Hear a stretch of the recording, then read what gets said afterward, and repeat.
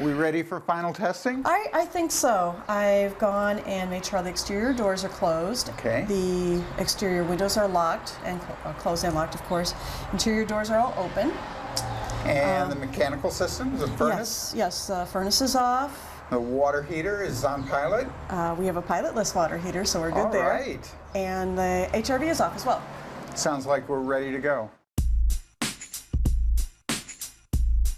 What Jim will do is he will set the frame, and once that's in, he'll go ahead and he'll put the fan in, as well as what's called a manometer. This is a special piece of equipment that tests for pressure and flow.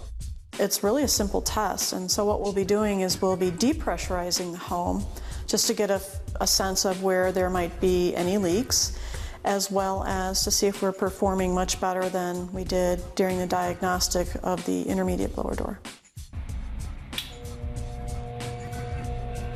So besides doing the overall test for leakage throughout the house, we also took the opportunity just to see if there were any other leaks that were occurring.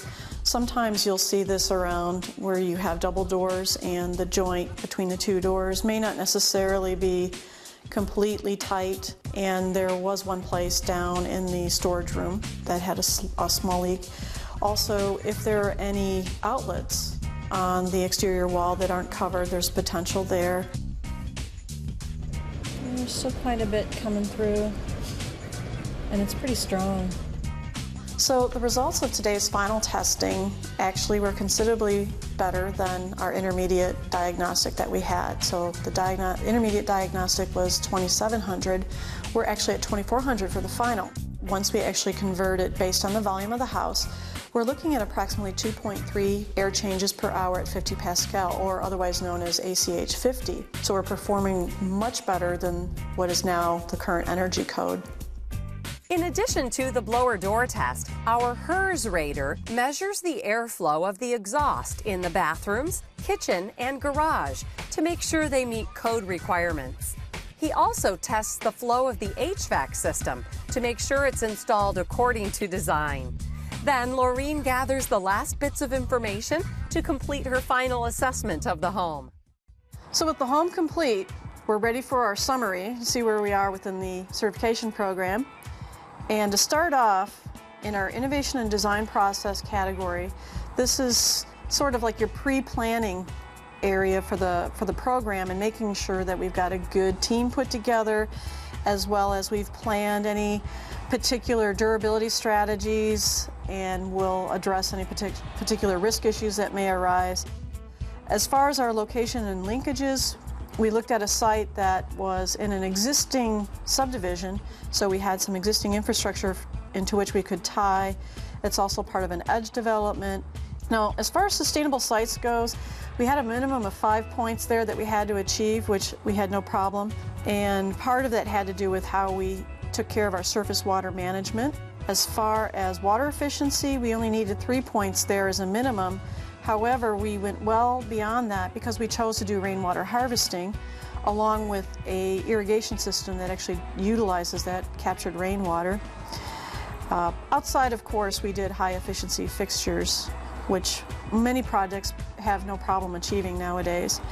As far as energy and atmosphere goes, now that we've completed our testing, we will take back our results along with the information on the installed equipment that we inspected and revise the energy model accordingly. So more likely than not, the HERS index will go down quite a bit based on what we've tested so far compared to what we found on the original plans. As far as materials and resources go, we needed a minimum of 2 points there, had no problem meeting it, and we only, of course, paid attention to those handful of materials that would help us achieve that. We installed FSC certified wood, and of course we have hard flooring throughout the home. And along with that, the flooring that we did install was bamboo, which is a rapidly renewable material. We've used low VOC paints and adhesives. As far as indoor environmental quality goes, this was a very important category for the team in general. We were looking at a minimum of 6 points, which were required, and part of the way that we met that is we opted to go with the additional testing, which we did today on the final testing day. And so we tested the exhaust, We also tested the space heating and cooling distribution just to see what the airflow was and to make sure that it was installed and is operating according to design. And lastly, we went through the awareness and education, which, although there aren't any points necessarily minimum required, there are prerequisites for this, and making sure that the homeowner is properly educated on how to operate and maintain the home. And as long as it is taken care of, it should be performing optimally for many years to come and will essentially be a home that's built to last.